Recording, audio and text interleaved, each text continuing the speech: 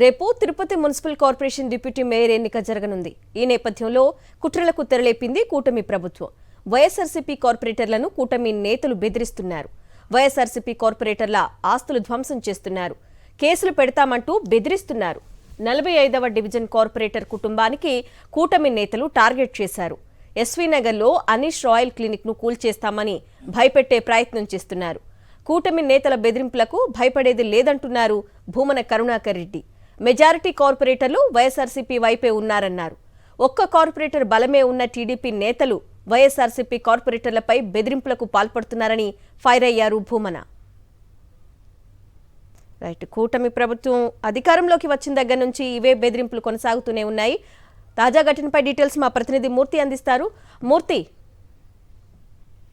Tirupati deputy mayor ఎన్నికకి సంబంధించి అధికార కూటమి ప్రభుత్వం కుట్రలు చేస్తూనే ఉంది. ఏదైతే రేపు ఎన్నికల కమిషన్ ఇచ్చినటువంటి నిబంధనల ప్రకారం రేపు ఉదయం 11 గంటలకు తిరుపతి కార్పొరేషన్ డిప్యూటీ మేయర్ ఎన్నిక జరగాల్సి ఉంది. దీనికి సంబంధించి వైఎస్ఆర్ కాంగ్రెస్ పార్టీకి సంబంధించినటువంటి కార్పొరేటర్లను బెదిరింపులకు పాల్పడుతూ కూటమి ప్రభుత్వం కక్ష సాధింపు చర్యలు పాల్పడుతుంది. ఇప్పటికే డిప్యూటీ మేయర్ అభ్యర్థిగా ప్రకటించినటువంటి శేఖర్ రెడ్డిని బెదిరింపులు పాల్పడుతూ ఆయన ఆస్తులను విధ్వంసానికి పాల్పడ్డారు.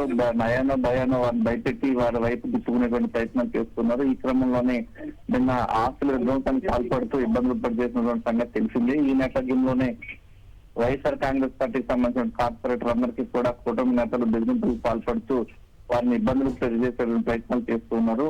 ఈ వైఎస్ఆర్ కాంగ్రెస్ పార్టీకి సంబంధించి డిప్యూటీ మేయర్ అభ్యర్థిగా లడ్డూ భాస్కర్ ను ప్రకటించిన నేపథ్యంలో మిగిలినటువంటి కార్పొరేటర్ అందరూ కూడా మద్దతుగా నిలిచేందుకు సిద్ధంగా ఉన్నారు. ఈ నేపథ్యంలో వైఎస్ఆర్ కాంగ్రెస్ పార్టీ సంబంధించిన కార్పొరేటర్లను బెదిరింపులకు పాల్పడుతూ ఇబ్బందులు చేసేటువంటి కార్యక్రమాలు చేస్తున్నారు. 45వ డివిజన్ కార్పొరేటర్ గా ఉన్నటువంటి అనీష్ రాయల్ కుటుంబ సభ్యులను బెదిరింపులకు పాల్పడ్డారు. మరోవైపు ఆయన సంబంధించినటువంటి క్లినిక్ ను కూల్చివేస్తామంటూ బెదిరింపులకు పాల్పడినప్పటికీ వారి ఇబ్బందులు పెట్టేటువంటి ప్రయత్నాలు చేస్తుండడంతో కొంత కుటుంబ సభ్యులు ఆందోళనగా ఉండడంతో వైఎస్ఆర్ కాంగ్రెస్ పార్టీ ఉమ్మడి చిత్తూరు జిల్లా అధ్యక్షుడు భూమన కరుణాకర్ రెడ్డి వారికి అండగా నిలిచారు. ఇలాంటి బెదిరింపులకు పాల్పడితే వారిపైన చట్టపరంగా చర్యలు తీసుకుంటామంటూ వారికి హెచ్చరికలు కూడా చేయడం జరిగింది.